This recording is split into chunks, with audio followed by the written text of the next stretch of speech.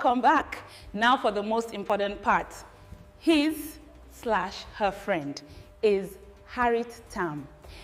Instead of putting the possessive before Harit, you put it after. So his friend is Harit Tam. The is the suffix for his or her ownership. So let's try it. Kir, kir, That means his or her house. But wait, this is where it gets a little bit tricky. For their friend, we go back to the prefix rule.